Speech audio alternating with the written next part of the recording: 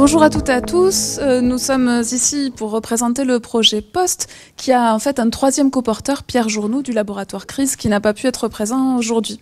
Alors, et je vous présente mes excuses pour mon absence de ce matin, j'ai entendu dire que les discussions étaient passionnantes et je regrette beaucoup d'avoir été retenue ailleurs. Ce qu'on voudrait vous proposer aujourd'hui comme réflexion avec Nancy de Richemont, c'est d'une part de revenir sur les ambitions et les paris qui étaient au principe de la constitution de l'équipe Projet Post, et puis de voir ce que nos analyses, nos résultats, nos séminaires ont permis en matière de questionnement, d'interrogation de la notion de transition. Alors, quelques mots tout d'abord, comme son nom l'indique, son nom déployé sur la diapositive ci-dessus, POST visait à penser les sorties de guerre au prisme des politiques des ressources et des crises naturelles.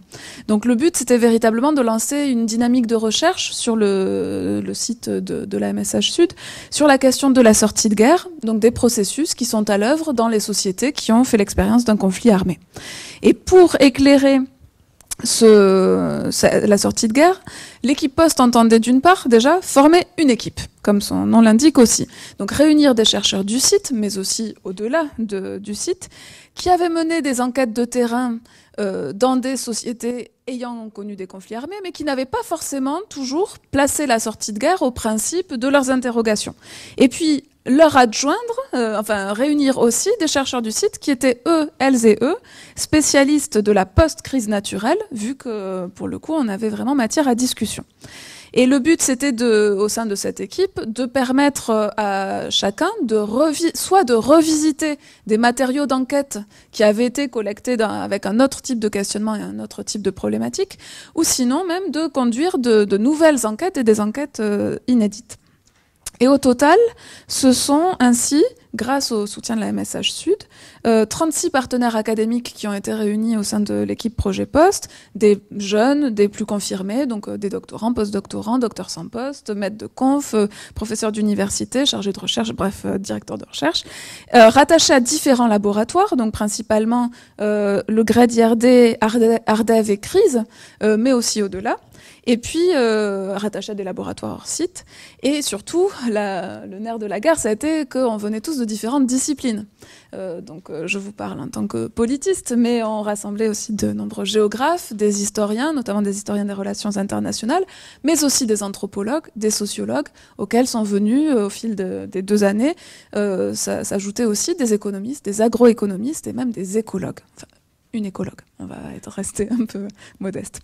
Et grâce donc l'équipe Projet Post a financé 14 missions de recherche originales, inédites, et de nombreuses autres missions qui ont été revisitées par l'équipe Projet et qui portaient sur des terrains variés, au nord comme au sud, au pluriel tout ça, sur des terrains africains qui allaient de l'Algérie au Bénin, à l'Ouganda, à la République démocratique du Congo, au Mozambique, voilà, j'en passe, des terrains moyen-orientaux avec Israël-Palestine, le Liban, mais aussi des terrains américains, donc d'Amérique centrale,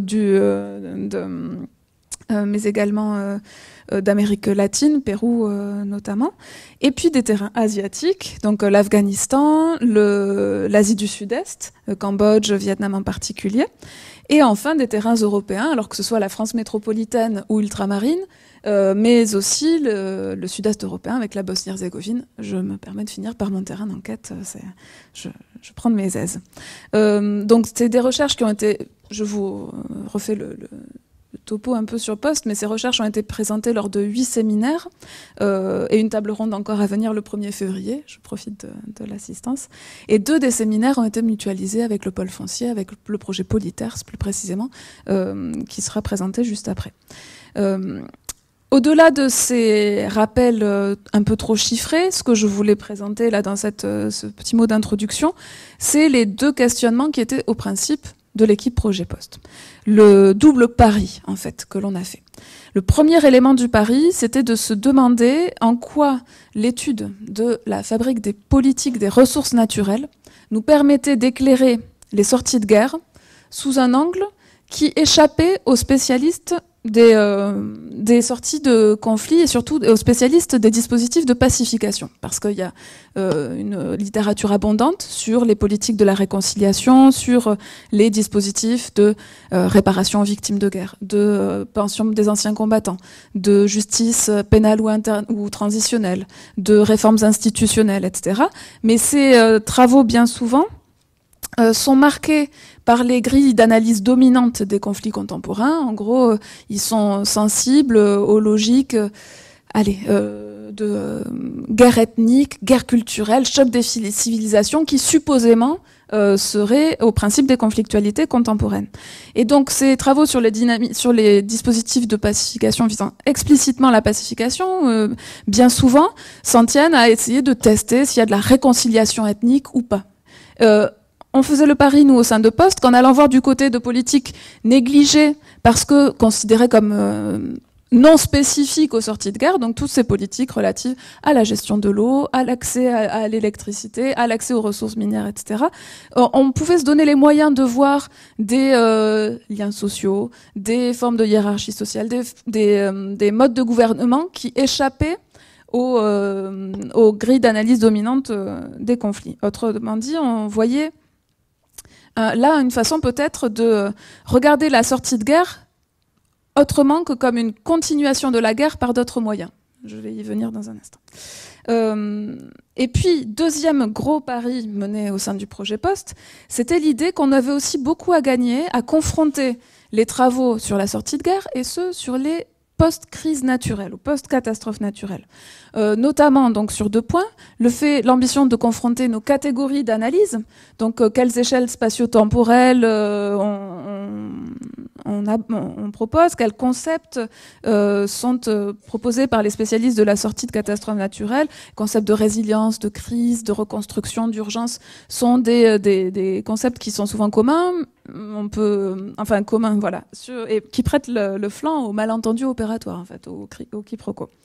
Et puis deuxièmement, dans cette confrontation avec les spécialistes de la post-catastrophe naturelle, le but était de voir si on retrouvait sur nos terrains des processus, des acteurs, des pratiques similaires, des éléments de professionnalisation d'un secteur de l'urgence, des éléments d'internationalisation de certains métiers, de standardisation des pratiques, etc.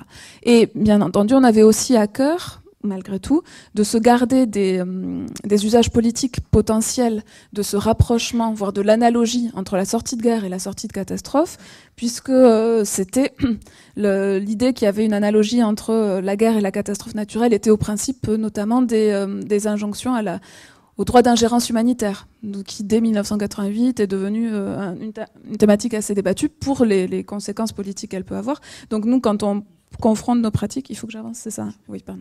Donc, ce sur quoi, voilà, on va revenir dans deux temps. D'une part sur le projet Poste, mais alors de façon beaucoup plus rapide, et deuxièmement sur la façon dont Poste interroge la notion de transition. Et moi, je vais vous revenir donc tout d'abord sur la façon dont, sur ce que l'étude des politiques des ressources effectivement a apporté pour éclairer l'analyse du post-conflit. Et je vais donc essayer d'être synthétique. Elle a apporté trois choses, nous semble-t-il. Le premier, c'est la mise en évidence par ces séminaires pluridisciplinaires du fait qu'au-delà des étanchéités entre nos bibliothèques disciplinaires respectives, on trouvait des débats communs dans nos disciplines autour du rôle des ressources dans les conflits contemporains. Et ainsi, la notion en géographie de guerre de l'eau est discutée, voire remise en cause, de la même façon qu'en socio-anthropologie ou en sciences politiques, on remet en cause fortement la thèse de la prédation des ressources, donc de la guerre comme forme de prédation des ressources. Et ça a émergé dès notre séminaire du 13 octobre 2017, en présence de Jean-Pierre Chauveau, notamment, qui est ici. Deuxième, voilà, finalement, les séminaires de Poste ont montré que on ne pouvait pas se satisfaire de cette conception de la guerre comme mue par l'avidité des combattants et de la guerre se faisant au nom simplement de la prédation des ressources selon une épistémologie du choix rationnel finalement où la guerre serait la simple accumulation de l'intérêt matériel individuel.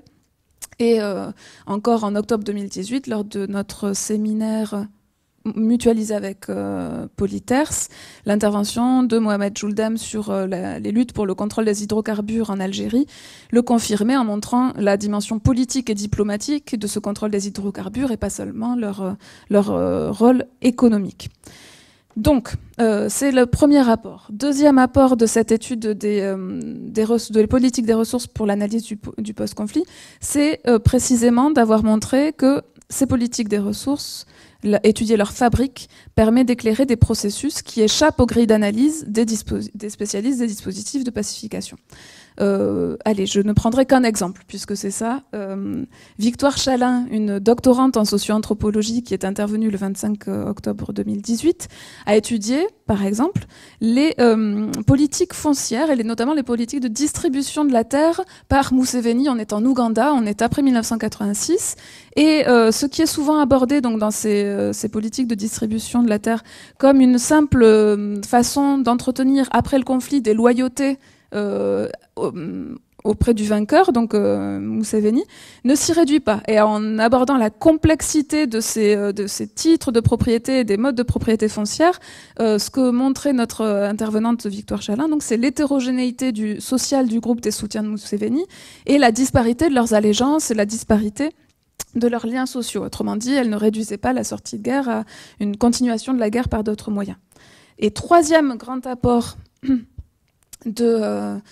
finalement de nos séminaires consacrés aux politiques des ressources en sortie de guerre, c'est le fait, qui ne surprendra pas à certains, mais de montrer qu'au-delà de nos ancrages disciplinaires, on ne peut ni aborder la sortie de guerre comme une simple tabula rasa, au sens où la guerre aurait constitué une rupture absolue. On ne peut pas non plus considérer la sortie de guerre comme un retour à la normale de l'avant-guerre, mais il faut aborder l'expérience de la guerre comme sous l'angle de ses continuités relatives. Continuité relative, c'est une façon et à la suite notamment de ce que nous disait Jean-Pierre Chauveau dans le séminaire inaugural, mais aussi de Walter Bruyère-Hostels, qui disait qu'il n'y a pas de rupture en histoire, c'est un historien contemporain. Cette hypothèse continuiste, donc qui invite à penser la guerre comme sous l'angle des continuités relatives, a été finalement alimentée par la plupart des intervenants de poste, et encore lors du dernier séminaire du 25 octobre 2018, Edriss Raouf, qui intervenait sur l'Afghanistan, montrait que certes en Afghanistan, le contexte en étudiant les politiques agricoles, il montrait que le contexte de sortie de guerre, de marginalisation de la violence avait bel et bien permis l'investissement au sein de l'Afghanistan d'un ensemble d'acteurs internationaux nouveaux, mais que ces interventions et ces formes d'implication internationale s'inscrivaient dans une histoire longue d'extraversion et d'internationalisation. Autrement dit, cette mise en évidence des continuités relatives de l'avant-guerre vers l'après-guerre nourrit bel et bien les réflexions sur la notion de transition. J'y reviendrai. Mais d'abord, confrontons le post-conflit et la crise naturelle. Oui, merci Cécile. Donc on a aussi une approche pour essayer d'articuler les corpus et les connaissances entre ce que les politistes, les historiens, les anthropologues ont accumulé sur la connaissance du post-conflit avec ce qui est capitalisé en recherche sur les post-catastrophes dites naturelles, post-crise naturelle, etc. Alors, quelques éléments brièvement pour vous situer les enjeux. On a souvent plusieurs modélisations, mais un modèle théorique qui précise que quelques semaines après un événement catastrophique, on a une phase d'urgence qui se termine par ensuite des processus de restauration, de reconstruction en plusieurs étapes, et que la phase d'urgence se termine quand on se situe ensuite dans la post-catastrophe avec ces phases de reconstruction. En pratique, on constate souvent différentes phases qui peuvent être proposées, la phase aiguë, une réponse opérationnelle, la sortie de crise, etc. Ce qui est intéressant, c'est qu'on est toujours dans une approche qui voit la crise comme un événement isolé. En pratique, on constate souvent des perturbations du système qui durent beaucoup plus longtemps que ce que le schéma théorique semble montrer. plus longtemps que ce que les modèles indiquent et en perturbant des éléments du système qui sont initialement épargnés et qui se situent a priori hors du champ d'expression de l'aléa physique, de l'inondation en tant qu'espace directement inondé ou l'espace touché par la secousse sismique, etc. Et en plus se surimpose à cela un certain nombre de perturbations préexistantes, l'importance du contexte. Et on a donc bien un mélange de crises d'origine naturelle, sociale, politique. Un certain nombre d'intervenants ont souligné avec l'exemple du cas haïtien comment parler de post-crise à Haïti. On est dans de la post-crise permanente, mais dans ce cas-là, est-ce qu'on peut parler de post quoi que ce soit dans ce domaine, où des intervenants militaires se sont retrouvés à faire de l'humanitaire et puis effectivement accusés aussi d'importer d'autres risques et catastrophes comme l'épidémie de choléra. Donc le concept qui nous préoccupait, la question qui nous préoccupait plutôt était aussi de souligner combien le contexte est essentiel à prendre en compte. Une crise n'existe pas hors du temps ni hors d'un territoire, elle est forcément intégrée ou pas, mais ancrée dans une société donnée. Et ces sociétés données dans lesquelles s'exprime de l'urgence, mais qui peut durer très longtemps, une urgence sismique qui dure 6 ans, comme l'exemple de ce monsieur ici, dont la maison a été complètement ruinée par le séisme, et vous voyez les gravats ici. 6 ans après le séisme, il est toujours dans de l'habitat précaire d'urgence. Que veut dire l'urgence si ça dure plusieurs années, voire plusieurs décennies ? Des sociétés où on est aujourd'hui dans des contextes de plus en plus interdépendants, mondialisés, traversés par un certain nombre de tensions paradoxales. Des collègues qui sont allés en mission au Cambodge ou au Vietnam ont notamment montré combien le contexte sociopolitique et également politico-militaire était fondamental pour comprendre les modes de gestion de crise et de post-crise. La gestion des inondations n'est pas forcément la priorité au Vietnam quand on a plus de 1000 morts par an qui meurent de la rage. Et on a plutôt affaire, en fait, souvent à une gestion importée de l'extérieur par des ONG ou par des grands bailleurs de fonds internationaux, plutôt qu'à une approche endogène et avec des modes d'appropriation variés. Donc, la question se pose de savoir la crise, la post-crise, c'est une rupture ou une continuité, un événement brutal ou un événement qui dure. On aura articulé la crise aiguë avec des phénomènes chroniques qui peuvent s'articuler via des effets dominos avec des questions de pollution des sols, par exemple, des effets décalés dans le temps et dans l'espace, ce qui met en place un certain nombre de connexions avec les questions de latence ou de réactivation, et se pose l'articulation avec le domaine sanitaire, puisque traditionnellement, lorsqu'on parle de risques naturels, les risques sanitaires ne sont pas inclus dans l'approche. Or, on peut considérer qu'un virus est un aléa naturel au même titre qu'un séisme. Donc un certain nombre de pluralités de définitions, pluralité de représentation et de perception des acteurs qui font que les questions de mémoire, d'échelle et d'arbitrage aussi bien à l'échelle individuelle, par exemple, où est-ce que je choisis d'habiter pour ne pas être en zone inondable, mais aussi des arbitrages collectifs à travers un certain nombre d'aménagements, des digues ou des constructions parasismiques, font qu'on est face à des objets multiformes et avec des effets dominos mal connus. Donc ça rejoint aussi un certain nombre de questionnements de ce matin. Alors, énormément de thématiques soulignent cette articulation. Bastien Feltranger, qui est intervenu pour un séminaire, prenait l'exemple de la toux de Katrina, qui est un processus multi-étapes, qui a été observé après le cyclone Katrina passé sur la Nouvelle-Orléans en août 2005. Des effluents industriels ont pollué le lac Pontchartrain et les sédiments.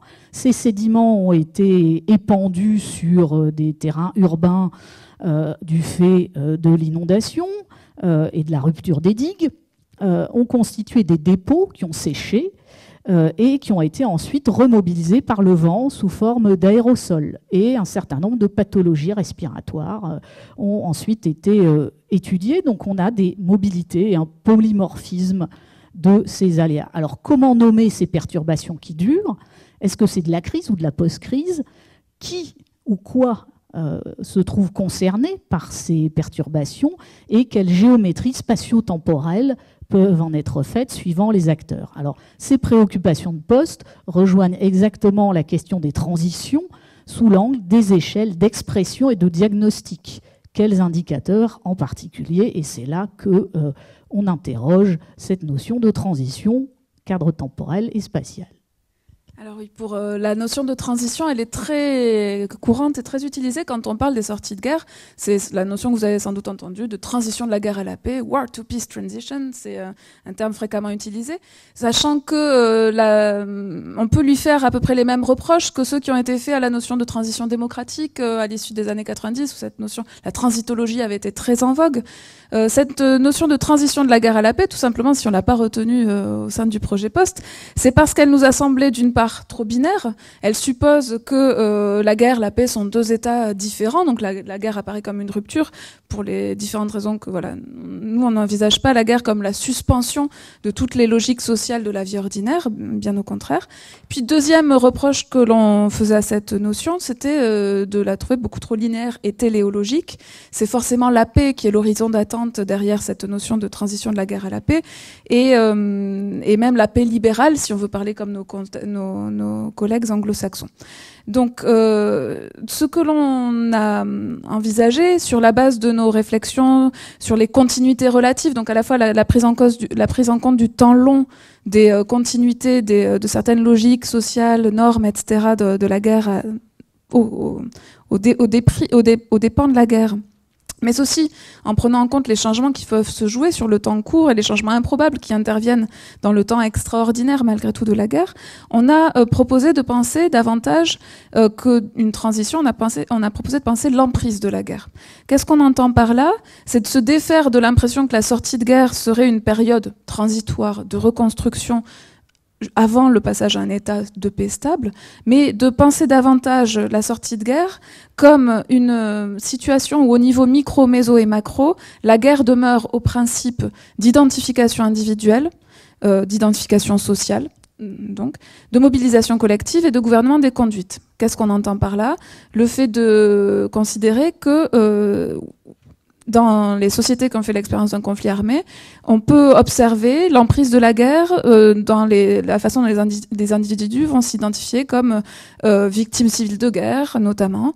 On peut trouver l'emprise de la guerre dans les mobilisations collectives, dans les façons dont on va se mobiliser en tant qu'ancien combattant à tel ou tel moment, ou dans le gouvernement des conduites à partir, tout le temps que continue d'exister, donc vous le voyez sur la diapositive au-dessus de moi, un ministère des déplacés et des réfugiés, un ministère des combattants et des invalides, voilà, ou encore des associations d'invalides de guerre de 1991 dans une photo qui a été prise en Bosnie en 2018. Donc qu'est-ce qu'on entend par cette notion d'emprise de guerre et en quoi cela bouscule les cadres temporels implicite de la notion de transition? C'est d'une part le fait que l'emprise de guerre peut durer longtemps. En Bosnie, ici, on a depuis 20 ans, on peut considérer que sur certains points, et sur des points justement à spécifier, la société bosnienne est sous l'emprise de la guerre, mais surtout, en termes de pensée des temporalités, il faut prendre en compte la discontinuité de cette emprise de la guerre. Le fait que la référence à la guerre peut être réactivée pour des mobilisations collectives ou dans l'action publique à différentes intensités, à différents moments. Pour donner un exemple peut-être un peu provoquant et qui ne viennent pas de mes recherches personnelles, on peut parfois imaginer que la France contemporaine était davantage sous l'emprise de la guerre d'Algérie dans les années 2005 que dans les décennies précédentes, d'une certaine façon. Donc c'est une façon d'inviter à penser un temps discontinu de la sortie de guerre. Et deuxièmement, la contribution de Post à cette réflexion-là, elle s'est faite véritablement dans le dialogue avec les spécialistes des crises naturelles. Et ainsi, dans le séminaire du 6 décembre 2018, en étudiant la prise en charge des victimes et des destructions des inondations d'octobre 40 et d'avril 42, mon honorable voisine Nancy, en Roussillon, a montré d'une part que certes la post-crise, la crise avait constitué une source de changement. Les dégâts sont traités comme des dommages de guerre, au sens où donc donc en 1945, lorsque se font les demandes d'indemnisation, eh bien elles sont traitées en fonction de l'indignité nationale, mais aussi, donc voilà, pas que sur des questions de dégâts, mais aussi en fonction des objectifs même de la reconstruction de l'agriculture et de l'État. Et dans le même temps, donc ça c'est sur les changements dans le temps court, mais aussi on aperçoit en étudiant ces phénomènes-là que la guerre n'est pas une pure rupture. Et sur ces demandes de participation financière de l'État qui ont été remplies consciencieusement après 1945, les indemnisations se font sur la base, je ne sais pas si vous réussissez à le lire, de lois adoptées sous Vichy en 1941 et en 1942. Autrement dit, on voit bien que la guerre, même en matière donc de sortie de crise naturelle, ne met pas fin, donc permet des continuités sur le temps long, des changements introduits dans un temps court, et doit être pensé aussi en fonction d'un temps discontinu. Et c'est ce que l'on soumet à votre réflexion pour penser les cadres temporels de la transition.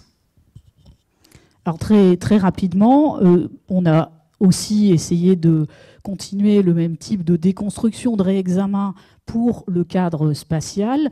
Je vais aller très vite, si vous avez des questions, on pourra y revenir, mais en effet, la géographie territoriale de la post-crise change beaucoup suivant le cadre temporel choisi et suivant les cadres d'analyse. Les territoires affectés par la post-crise ne le sont pas toujours au même moment, ni de la même manière, ni au même rythme. On n'a pas en fait un espace ou un territoire continu ou contigu, on a en fait des territoires en archipel.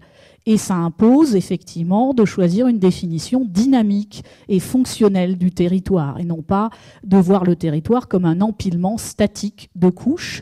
On est dans des échelles dynamiques. Un exemple qui a été traité par Elsa Peinturier, qui travaille sur les déplacés après l'ouragan Katrina dans le sud des États-Unis, montre bien que la post-crise concerne la totalité du territoire américain et pas seulement la zone qui a été affectée par le phénomène.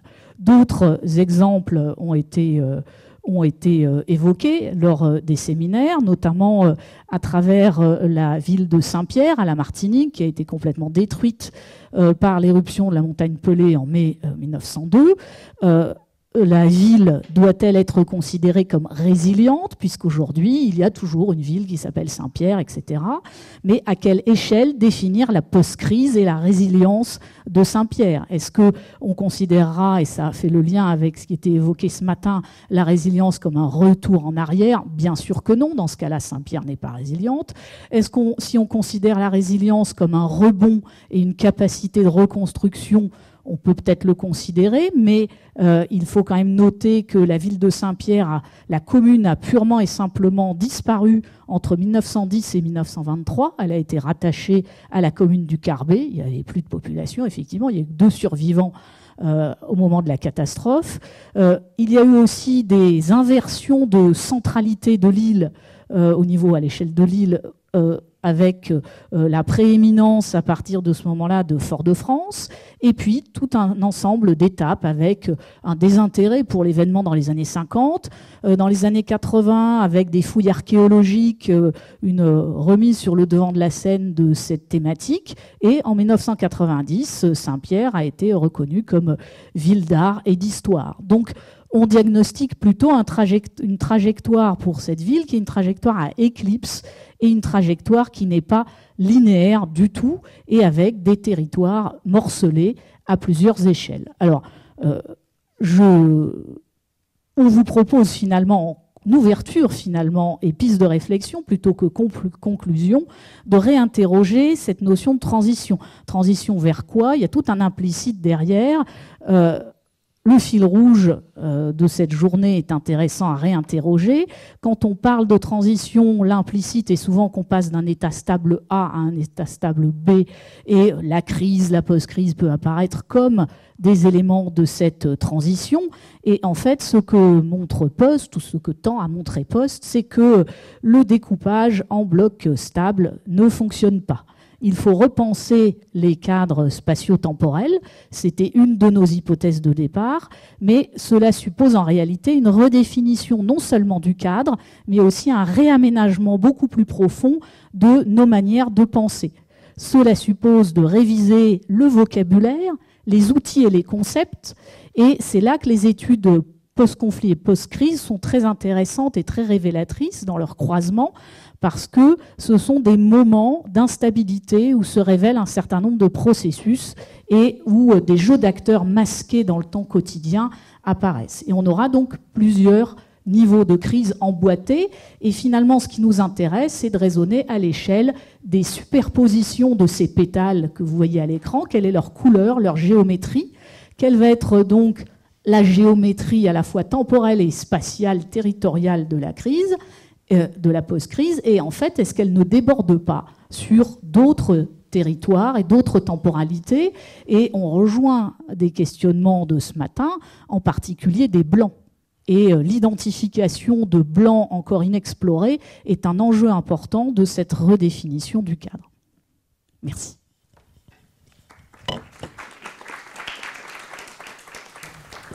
J'avais une question qui concerne les deux interventions qui questionnent la transition. Je trouve votre analyse des présupposés du terme même de transition extrêmement pertinente.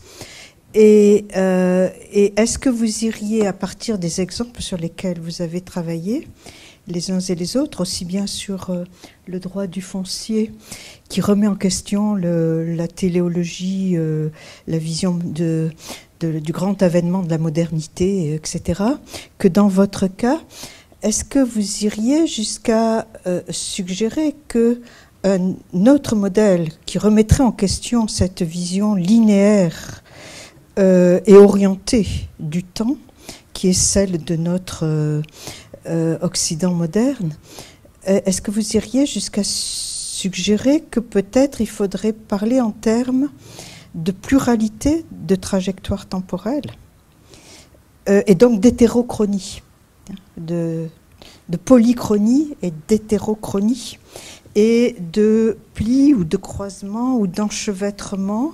Est-ce que ça fait sens pour vos études de cas? Est-ce que ça serait des modèles intéressants? Je ne sais pas. Voilà. Oui, tout à fait. En ce qui nous concerne, c'est un axe important de réflexion. Remettre en cause un modèle spatial et temporel fondé sur l'image du puzzle, où on a tendance à articuler les espaces et le temps sous un mode puzzle, avec des présupposés implicites. Si on a des morceaux de puzzle, ça veut dire par définition qu'ils sont appelés à s'emboîter correctement. Ce qui est mettre un prisme sur la réalité, a priori, qui est faux, puisque dans la réalité, ce qu'on constate, c'est non pas un assemblage sous forme de puzzle, mais au mieux des tuilages, et plus véritablement des interconnexions, des tressages. Moi, j'aime beaucoup prendre en fait l'image de la soupe ou de la sauce. Parce que même quand on parle de tressage, il y a l'idée qu'on peut identifier des fils qui s'assemblent pour former un dessin, etc. Alors que la métaphore culinaire me paraît plus intéressante parce que les ingrédients se mêlent, mais sans pouvoir, une fois que la sauce est correctement faite, pouvoir retirer chaque ingrédient individuellement. Ils ont changé de nature, même si, dans le résultat final, on est capable d'identifier qu'il y a du thym ou de la cannelle, etc.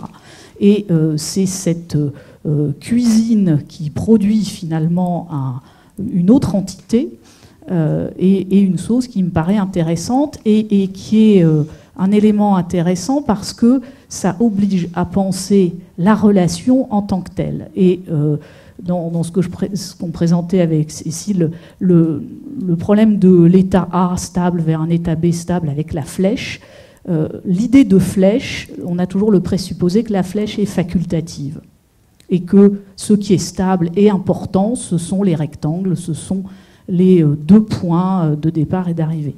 Et en fait, il faut reconfigurer nos manières de penser le réel en considérant qu'on est dans des états dynamiques et instables et qu'on a une épaisseur à la fois spatiale, temporelle, et qu'on ne peut pas dissocier le contexte de la donnée et des jeux d'acteurs qui sont produits. Mais ça va effectivement complètement à l'encontre je dirais, de toute une construction disciplinaire qui se met en place petit à petit à l'époque moderne.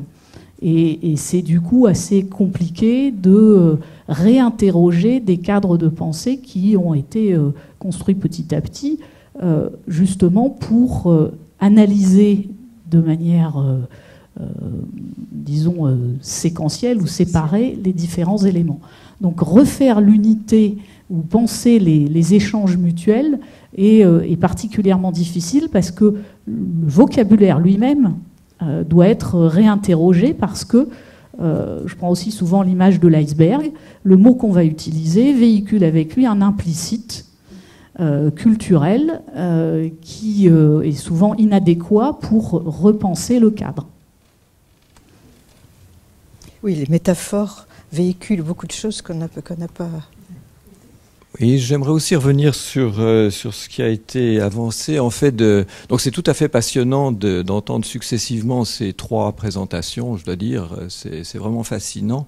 Et j'aimerais revenir sur ce qui a été dit à propos de la critique de la notion de transition dans les deux premières présentations. Il y a eu donc dans les deux cas une critique de la notion de la téléologie qu'on rencontre sur le terrain. Et donc un premier élément de réflexion que j'aimerais quand même avoir explicité, c'est qu'évidemment c'est certainement ce qui se fait dans les deux projets, mais c'est évidemment très important de voir comment se construit historiquement et sur quel pouvoir et sur quels appareils s'appuie cette téléologie. Elle n'est pas qu'un phénomène purement intellectuel. Et ce qui renvoie, il me semble, à la question de savoir ce qui va la remplacer. Donc ça, c'est un peu dans le même sens de la question de Bernadette, c'est-à-dire, d'accord, il y a eu un système de pouvoir et une logique de notre monde occidental qu'on est maintenant en situation de pouvoir critiquer. Bien. Qu'est-ce qui lui succédera? Alors on peut naturellement poser qu'on l'espère le plus pluriel possible, et puis en même temps, il faudrait peut-être quand même que quelque chose puisse se formuler avec une certaine efficacité, quelque chose d'autre, et comment ça peut se faire. Maintenant, l'observation principale que je voudrais faire, c'est au moment où on parle de ça, on a encore le titre de la troisième communication sous les yeux. Et en fait, donc, moi, ce qui me frappe maintenant, c'est d'avoir assisté successivement à deux communications qui nous placent devant le défi extrêmement stimulant de penser au-delà de ces transitions qu'on nous a imposées. Et la troisième communication nous replace en plein dans notre univers qui vit en ce moment une transition que nous sommes priés d'accompagner. Et donc, la question que je posais, je ne crois pas être en condition de la poser de façon très à droite encore, quant aux alternatives à la transition, elle se pose évidemment aux paysans péruviens, elle se pose à tous ceux qui sortent de guerres plus sanglantes que les nôtres, mais elle se pose aussi à nous. Quelle alternative à la transition numérique ? Deux mots, je pense qu'on est déjà effectivement dans une transition, qu'on le veuille ou non. Et je pense que la difficulté qu'on a pour penser une alternative, c'est que les outils, les notions qu'on a pour essayer d'appréhender la situation d'aujourd'hui sont des outils insatisfaisants. Et que la difficulté pour penser une alternative, c'est que déjà, il faudrait qu'on arrive à poser et à comprendre ce qui se passe aujourd'hui avec des outils adéquats. Et finalement, beaucoup de notions qu'on utilise glissent un peu comme une savonnette parce qu'il y a toujours un morceau qui ne colle pas à la réalité. Et pour prendre un exemple qui nous interroge beaucoup en géographie, c'est les questions d'échelle et de relations entre les échelles. C'est-à-dire que maintenant, on n'est plus dans des échelles telles qu'on l'utilise dans les systèmes d'information géographique qui procèdent par couches successives. C'est pas le problème. Aujourd'hui, on est tous ubiquistes avec le téléphone portable qui permet d'être en relation avec à des milliers de kilomètres tout en étant dans un colloque, tout en étant en relation avec des êtres humains physiquement très proches.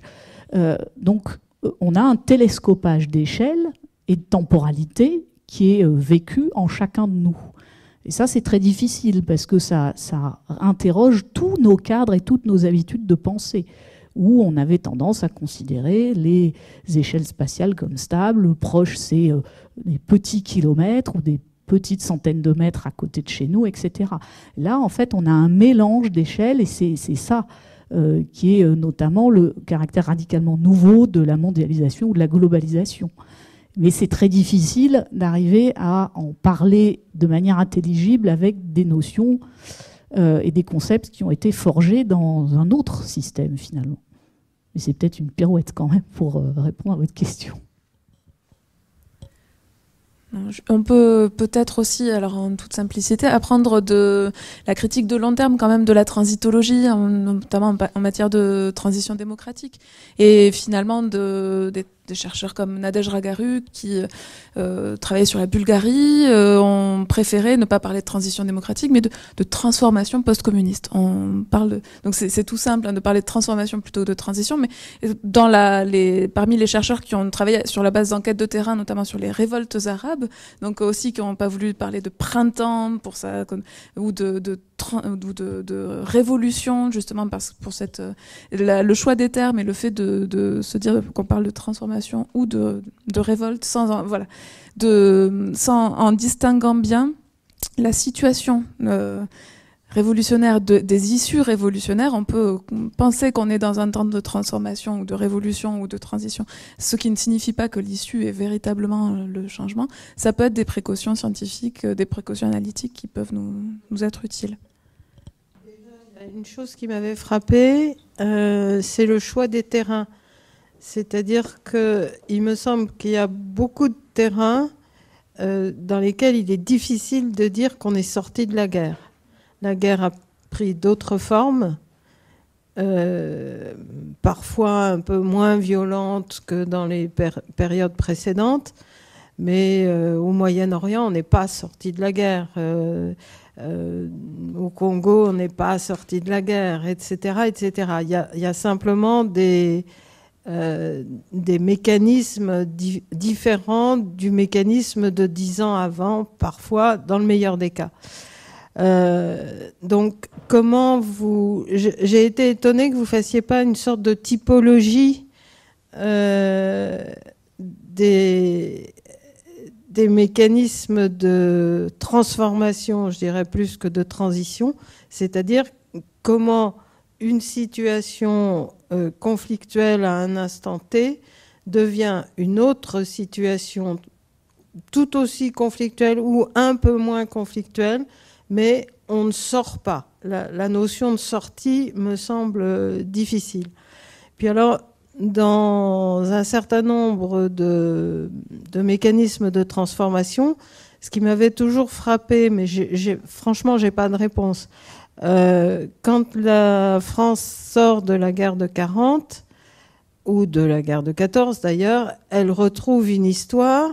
Il y a eu un pic comme ça, puis elle retrouve une histoire qui certes est influencée par le fait qu'il y a eu une guerre avant, mais elle retrouve une histoire qui est d'une certaine manière dans une relative logique par rapport à ce qui s'est passé 50 ans avant. Dans d'autres pays, il me semble que y a un événement terrible et il y a une situation nouvelle qui est créée, mais qui souvent a du mal à se relier à une situation antérieure qui était en train d'évoluer elle-même vers quelque chose vers lequel la crise a elle-même conduit. Donc, je ne sais pas si c'est pas clair, vous me le dites. Moi, je vois assez bien ce que je veux dire, mais c'est une question que je me pose depuis très longtemps. Donc, je voulais en profiter pour vous la poser.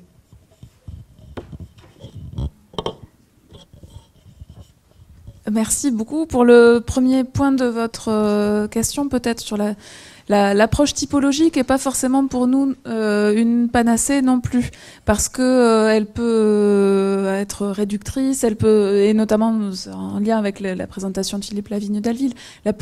Comment ? c'est un instrument, d'accord. Et les idéotypes, oui, on voit tout à fait, ça aide à réfléchir.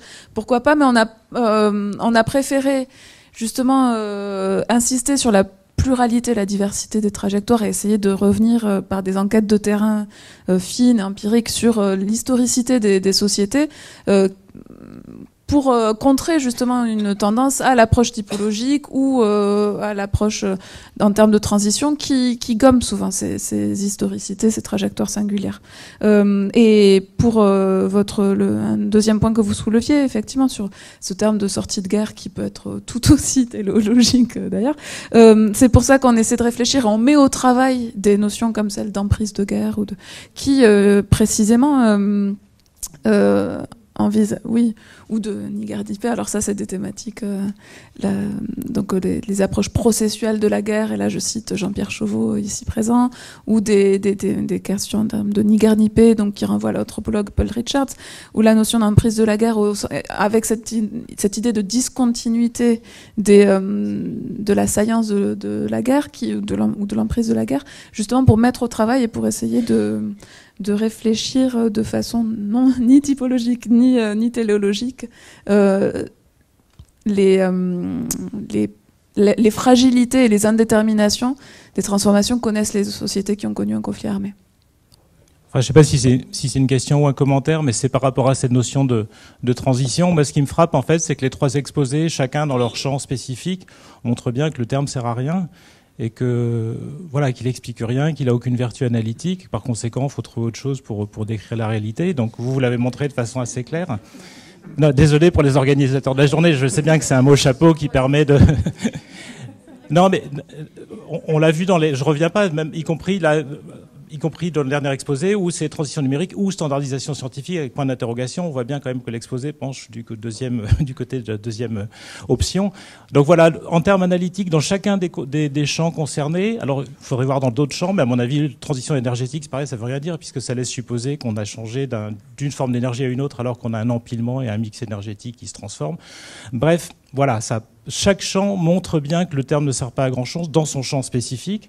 Et après, ce qui devient intéressant, c'est que le terme, il est quand même employé de façon massive actuellement et sans qualificatif.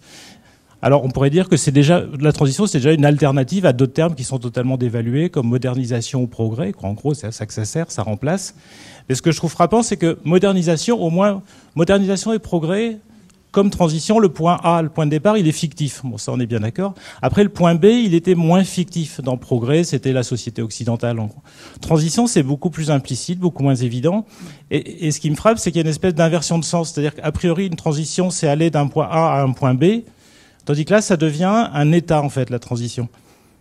Donc et là, ça a un vrai sens, mais c'est un sens politique, c'est-à-dire on est vraiment dans cette logique du mouvement permanent, néolibéral, etc. Mais je trouve frappant cette inversion de sens du terme de transition par le fait qu'on lui enlève tout qualificatif et que d'ailleurs, si on lui met un qualificatif, il n'a pas de sens et il ne sert pas à grand-chose, en fait. Voilà, c'est juste un commentaire. Pardon, on peut aller boire un café maintenant. Et je rajouterais juste que c'est précisément pour tirer vers ce type de réflexion qu'on l'avait évidemment proposé comme objet commun. Évidemment, voilà. Non, mais c'était même annoncé dans les messages que vous avez reçus et travaillé ensemble avec les équipes projet. Voilà. Et